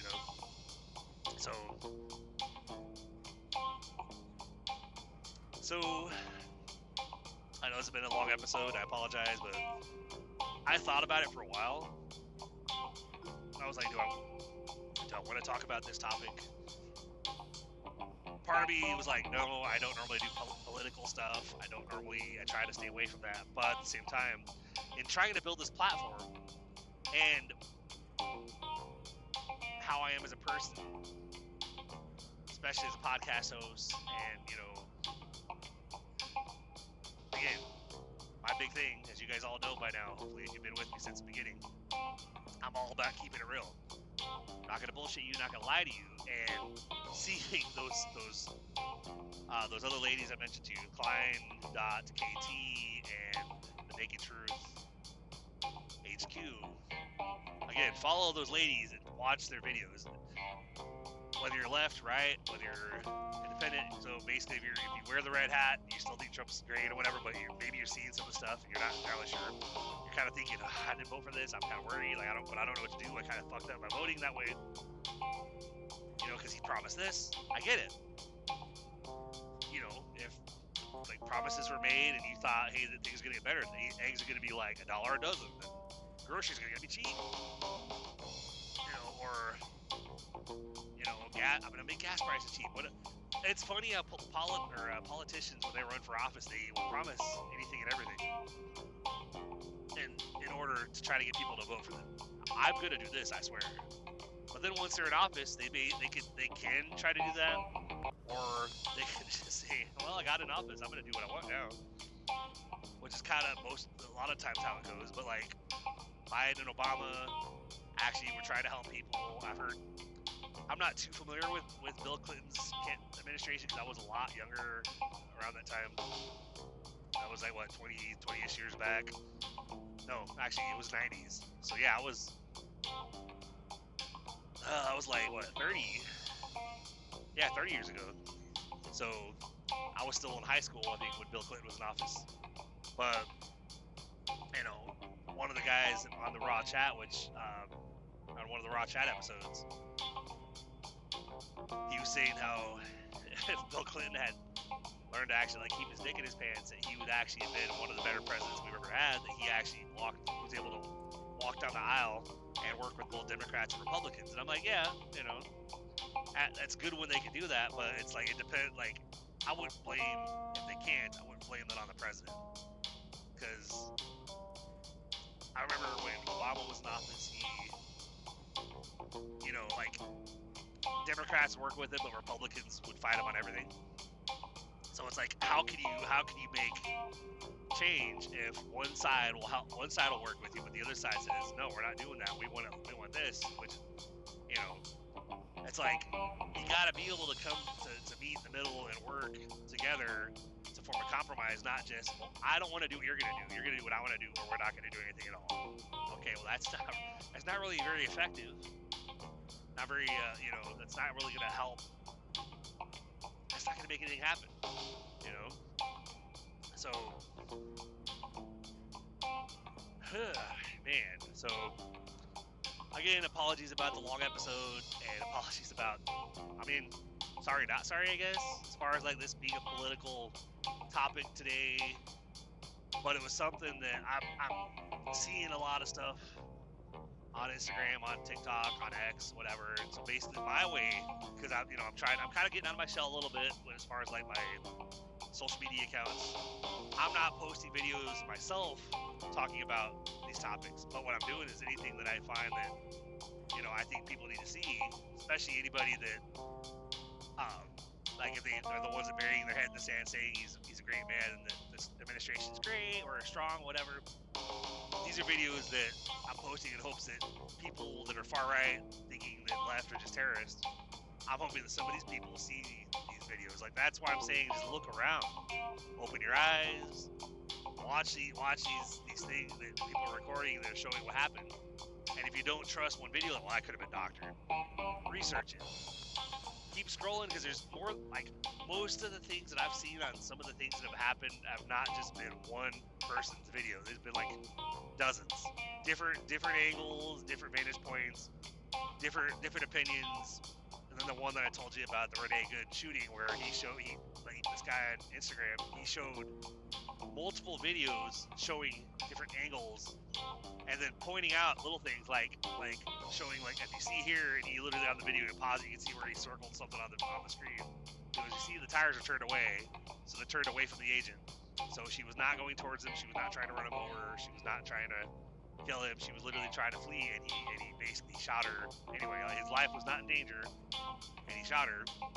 And then, you know, the vice president basically saying that she was a terrorist, and that the ICE agent has absolute immunity and stuff. When the funny thing about vice president that I found interesting that I heard was that at one point he actually was like anti-Trump, But then somehow, which I don't know what happened, but somehow all of a sudden during the campaign, and he became the vice presidential candidate, and I was like, well, that's interesting. How is he vice president candidate with Trump when he previously, like for his first term or something, was like against Trump, you know, and yet now all of a sudden he's supportive of the same things that Trump's after. So it's like, there's just so much that's going on right now, so much that's wrong, and I know a lot of us, like myself, we're like, well, we don't know what to do. Like, we don't know what we can do. We don't know what our rights are. One person about the midterm elections made a very good point in a comment on, I think it was the Klein.kt account, on one of her posts. They said, okay, for those of us that, you know, for getting out and voting at midterms, what's to stop ICE members from showing up and checking papers and arresting people at the polling booths to prevent them from voting? I told that to my bro Rico, and he basically was like, bro, like that can't happen. Like, he was like, that can't happen. Legally, they could not stop them from voting. I was like, yeah, they can. I was like, they could literally just like, oh, we suspect you of being illegal. We suspect you being a criminal. We're going to detain you until we can verify that you're a citizen, and just keep them detained until after the election. And basically, like, they couldn't vote. It's like, they could do that. You know, I'm trying to explain that to them, like, they can do it. Like, they can't say it's to stop them from voting, but they can say that they're detaining them for whatever reason they want to do and arrest them, and then those people didn't vote, and then that's how they can control, or they can, swoop in and probably try to close down the voting booths, because Trump's not, he's not exactly cooperating with the court orders or subpoenas or whatever. Like, he's doing what he wants. They haven't even released the full Epstein files. From what it sounds like, they've only released like 1%. And so there's all this stuff with, like, us invading Venezuela and us trying to take over Greenland and go to war with Denmark and probably go to war with other countries, and basically World War III happening before we could even do midterms. A lot of our active duty service members ending up going overseas and being boots on the ground and being dying in war, all because we have this administration doing what they're doing. Like, they're just they just aren't words. That's why, like, literally, it's like there's so many things so many points, so many things to like tell people, so many truths to reveal to people, that literally, like I said, like, when I joked with my buddy Barry about, like, mid-sentence, I can forget what I was trying to say, because there's so much in there that mid-sentence about trying to make a point, all of a sudden, like, my mind goes to a different tangent, and suddenly I'm like, fuck, what was I talking about? So, pray for us as a country. Pray that Republicans, because we have, like I said, 11 months till midterms, and that's my big worry, is that we're going to be in war before that happens. Now, midterms can still happen even if we're in war, but things are not going to go very well if we end up in war against a bunch of other countries, and the world is going to be a much darker place. And but I was mentioning to the wife, I said, but if we end up in World War III, with Trump and his regime, and his Gestapo ICE squad, I was like, when that ends, if we're not fully destroyed, like the world being destroyed because of nuclear weapons or something, I said, when that ends, I said, there's gonna be a lot of people that are in office right now. They're gonna be on trial, be going to prison. And my wife was like, yep, and just like World War II, the trials will be swift. So I was like, yeah, it'll be the president, vice president, cabinet, Congress, like Congress members that basically backed him, Supreme Court justices that didn't stop it or whatever, generals that got those orders and didn't disobey. They followed those orders and basically did illegal stuff. You know, it's like basically we have a lot of people right now in the administration that are technically, I wouldn't know if we'd call them war criminals, but they're kind of, you know, because basically they're criminals for sure, you know, like killing people in the streets, putting the military in American cities to stop protests, you know, but anyway, y'all, I think I will try to bring this to a close now, since I could go, like I said, like if I really wanted to, and I wanted to just like let it all out about all the thoughts and stuff that I have about all the things I've seen, this episode could be 3 or 4 hours long. I don't want to do that to you guys, but so just want to throw it out there in closing. Feel free to follow us. Follow me, follow Blodgett Show on Instagram at blodgettshowpodcast.com, or not, at blodgettshowpodcast. We do have a website, it's blodgettshow.com.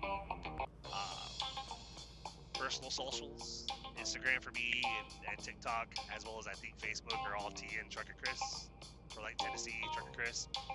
Yes, I live in Missouri now, but I had all those set up, and I've already had episodes where I've kind of said where people can find me, and of course, I've like added too much work to change it, you know. So anybody that wants to reach us can reach us through those networks, or can email us at blodgettshowpodcast@gmail.com. You can find me on YouTube at Christopher Blodgett.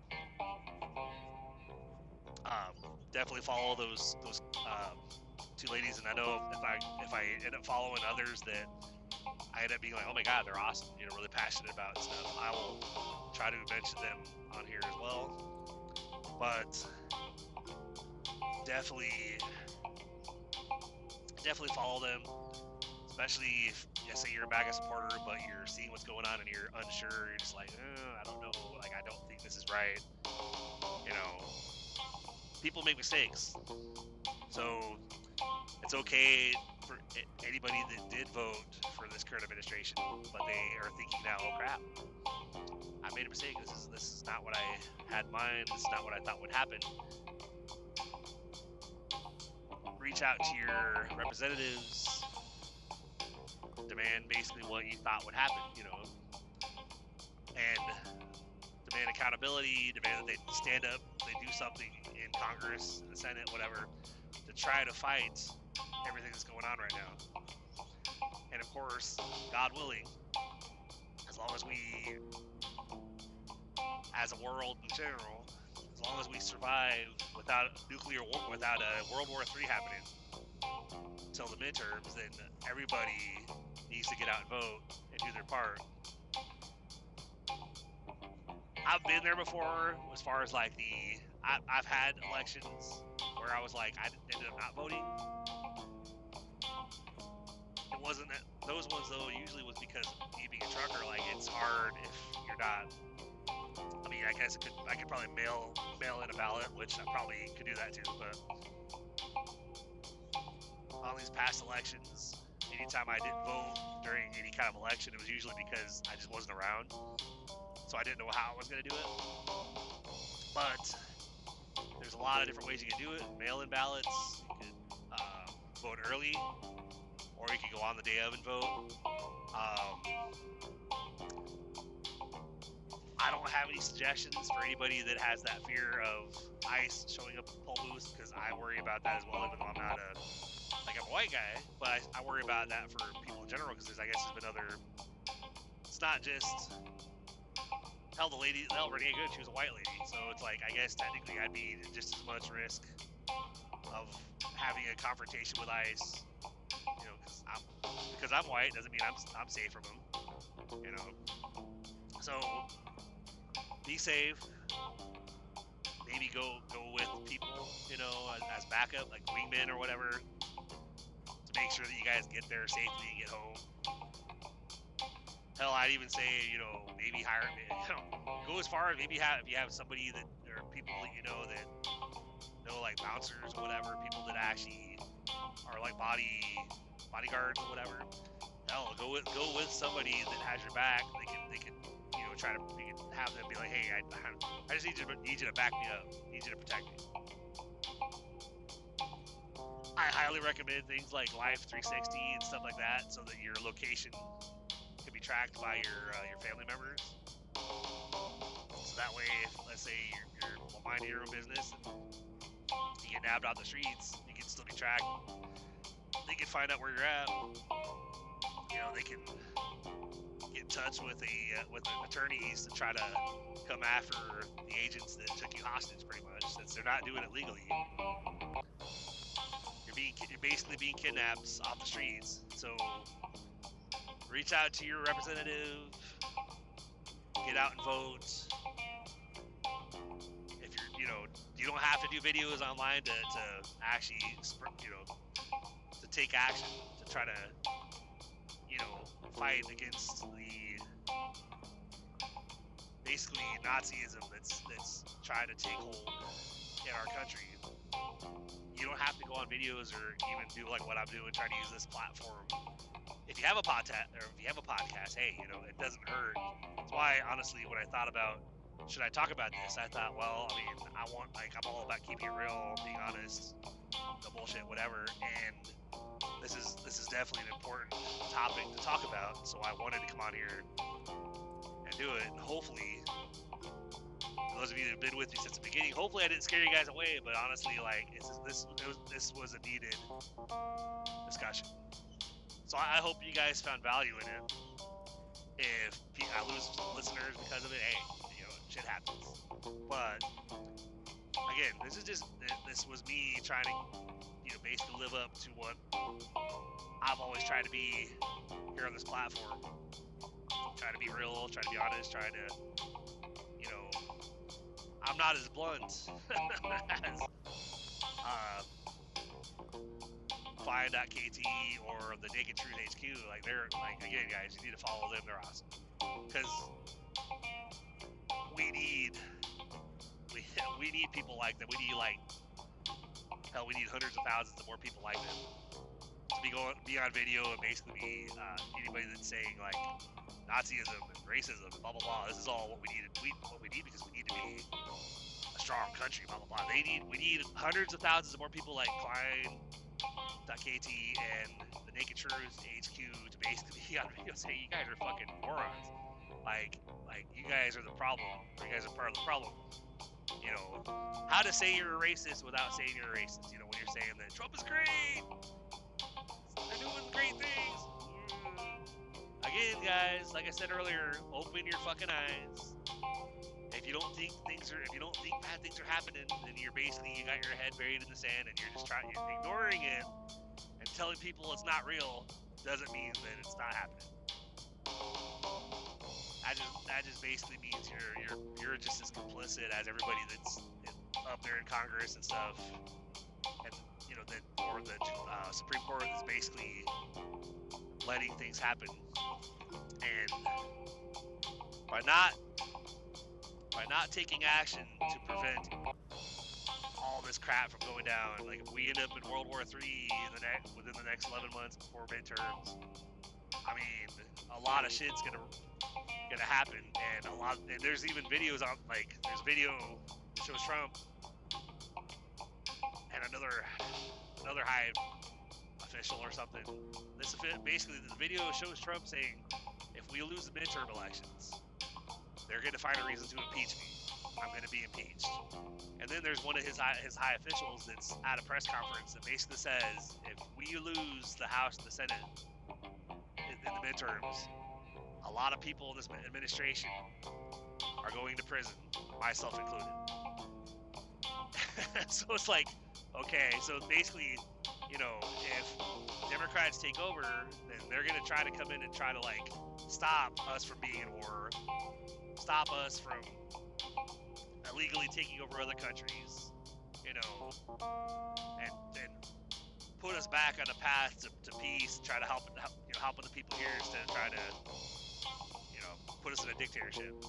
It's funny. Again, look around.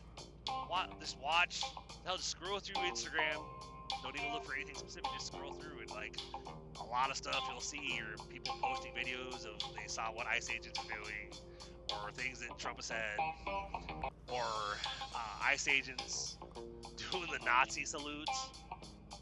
I saw a video earlier, a Nazi agent did a Nazi salute, or an ICE agent. I'm not sure if I said Nazi agent, but an ICE agent earlier on a video did the Nazi salute, like the Hail Hitler or whatever. A black kid saw that and did the salute back to him. I was like, oh my god. It's like, my bro Rico told me earlier, he goes, hell, I have friends that are black that say that they swear that Trump's not racist. And I'm like, wow, really? It's like, man. The wool has been pulled over a lot of people's eyes. A lot of Kool-Aid has been drunk or whatever, consumed.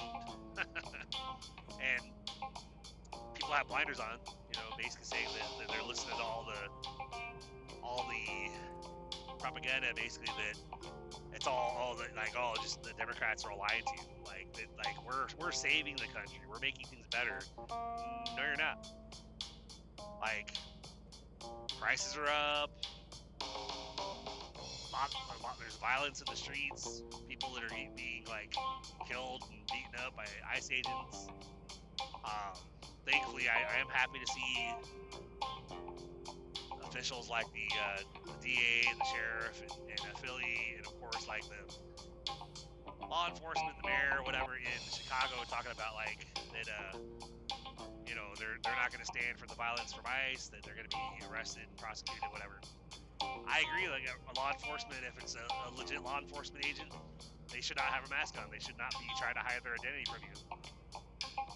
Them trying to do that is basically because they're committing a crime. You know, it's easy to do something illegal as long as you cover your face. Like somebody said something like, the only profession that requires you to wear a mask is basically a bank robber. So, anyway, y'all, way too long for this episode, but so I apologize about that. So it's like sorry, not sorry, but you know, it was important. I hope that you guys found value in it, and if you did, I hope hey, if you think others need to, because this is an important topic, I would love for you guys to share it with other people. Tell your family, tell your friends, you know. So again, you can reach us on our social at blodgettshowpodcast on Instagram, blodgettshowpodcast@gmail.com, T and Trucker Chris on my personal Instagram as well as TikTok and Facebook.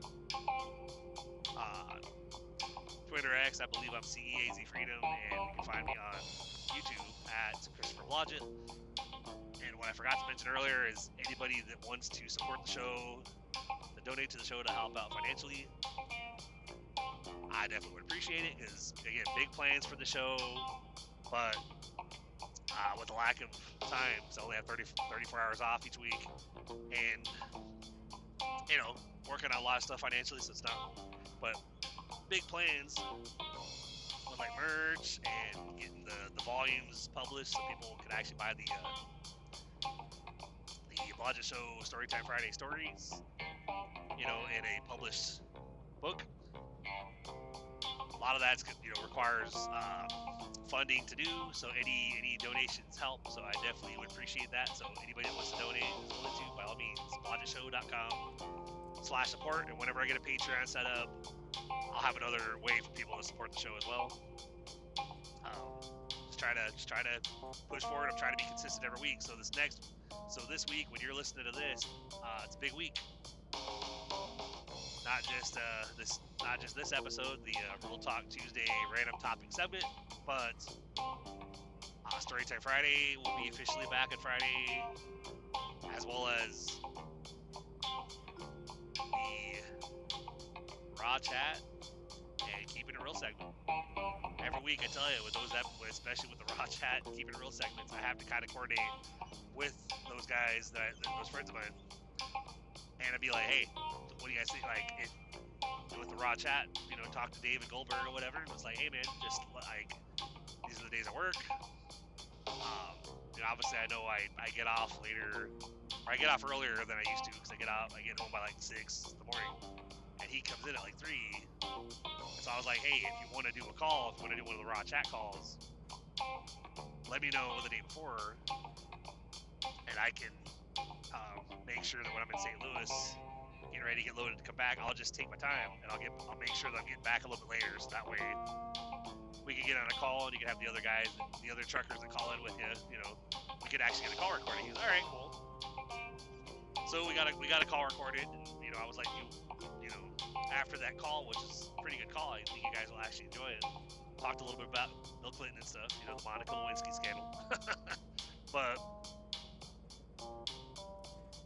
after that call, when I got home, you know, and he was like, that was actually a really good call. I was like, yeah, it was, you know, and I texted him, I was like, so, because that was like Thursday night, I think, or I was like Wednesday night, I think, and then Thursday night, I was like, so should I work a little bit later tonight too, or should we just plan for trying to get at least one call in a week? And he goes, yeah, let's plan for just like one call a week at least. I was like, all right, cool. I was like, so just let me know the day before, and I'll be ready for it. He's all right. So that way we can at least get a call a week. We can have these segments back in full force every week, be consistent, you know. But like I said in previous episodes, the raw chat and keeping it real, I figured right now we're special segments because it's been about a month or so since we've had them, and you know, trying to coordinate schedules or whatever with people so we get on the call, it's like there's no guarantee. So I was like, hey, when we get them, great, we'll have those episodes that week, and if we don't get the calls, then they'll be the Real Talk Tuesday random topic segment and Storytime Friday. So 2 episodes you guys can count on for sure, and the other episodes I'm trying to coordinate with these guys or whatever and see if we can get them done, and then if they get done, then I'll post them. So again, support the show if you're willing to. blodgettshowpodcast.com/support. Drop me an email at blodgettshowpodcast@gmail.com. And one other thing I didn't mention either is listener stories. One of the things I'm willing to do that I think might be kind of cool for the stories. Obviously, I'm going to write stories for you, and those are the stories I'm going to tell on the podcast. But anybody, if you're a creative writer and you have stories, especially decent length stories, like it would take like 45 minutes, hour and a half, whatever. Even hell, they can be longer than that. I don't care. As long as they're not like 5-minute stories, like a couple paragraphs. Like once upon a time, they ran over here and they did this. In the end, I like to have some good substance, like some good length to the stories. So if you have some stories you've written, or you know, if you write current stories after hearing this episode, and you want me to read them live on the show, feel free to email them to me. blodgettshowpodcast@gmail.com. I'll even advertise for you. Like, I'll, you know, give you credit on there. Like, obviously, send me your story and have it written by your name. And then if you have a website you want me to mention, put that underneath there. If you have a business you want me to promote, list that in there as well. Like, hey, this story is written by Jonathan Blair, and his email address. Like, if you want to reach him, his email address is such and such. And he has a business. You know, check out his construction business at jonathanblairconstruction.com or something. You know, some random. Watches are actually. I would laugh if that random website off the top of my head ended up being an actual website. I'd be like, oh shit, that was not planned. If that's the case, so. But list whatever you want on the intro on your story, and I will mention it. And that way, anybody that hears it, they can find their way to your website, your email, you know. Or if you just want to send me your story and have it written by your name, and that's it. You don't have anything you want to promote on there, whatever. Okay, that's cool too. You know. But listener stories, anybody that submits one, of course, that just makes it easier for me, because then all I have to do is record. You know, like tell that story and, you know, get it recorded for the show, and I don't have to actually, that's one less story that I have to come up with, even though I'm still going to keep continuing to get stories put together. So anyway, y'all, almost 2 hours, longest damn episode I've ever had, probably, as far as like a real talk. But hopefully I didn't lose y'all during this episode. But you know what I say, guys, keep pushing forward, keep believing, believe you can, believe you will, and you're already halfway there, and then you just have to go out there and do it. The only fail if we quit, give up, and walk away. So as long as we continue getting back up and continue fighting, we haven't failed. And I know each of us individually, we might not feel like we have a whole lot of power by ourselves, but that's why if we all do what we can to try to fight what the things that bother us, things like fight corruption, fight injustices, and try to inspire change. If we all do it together, if we all come together as a people, we can achieve anything. Like we literally can. Because right now, currently, the administration can't necessarily do anything and everything they want to do. Because I saw something they tried to take away Social Security, but then there's a public outrage and they walked the policy back. Basically like just decided, never mind, we're not going to do that. That's the kind of change that if we come together as a people, that we can actually inspire, that we can actually make happen. But we got to be willing to do it. Like, if everybody says, "Oh, there's no point," then basically nothing's gonna happen, and evil is just gonna take over. We're gonna go to war. People are gonna die. We're gonna end up having King Trump instead of president. We'll have a ruler instead of a government that works for the people, by the people, for the people, or instead of that, we'll have a ruler that basically everybody has to answer to one guy. It's like, that's not what our country was founded on. There's things in the Constitution that were meant to protect us from getting in that situation. But we have to take action and do it. And again, if all you're comfortable doing is basically stuff like what I'm doing, see videos that online, people that are showing the injustices and they're speaking out against them, share them to your stories. Share them to your wall if you're willing to, but at least share them to your stories, repost them on Twitter X, share them on TikTok if you see them. Comment and show support to those that are actually have the guts to speak out publicly or whatever. And actually support them. And I know people will say that, Democrats are always asking for donations, whatever. If you're able to donate and help, then donate and help, because they have to campaign, they have to do stuff, and that takes resources and stuff. So anybody that donates money to them, even if it's $5, hey, it helps. Just like anybody, any donations that come into this show at blodgettshowpodcast.com/support are gonna go towards me being able to make ideas that I have for the show a reality. And so every little bit helps, whether it's donating to a podcast that you support, that you're supportive of, that you like, or donating to a political cause, try to support a candidate that actually is for trying to fight the current corruption, fight Trump trying to have unlimited power, fight people being able to actually keep the rights they have.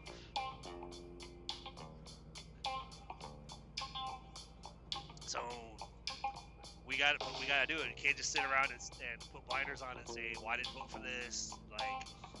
There's nothing I can do. Yes, there is. Get out there and vote. Speak up. Share your stories.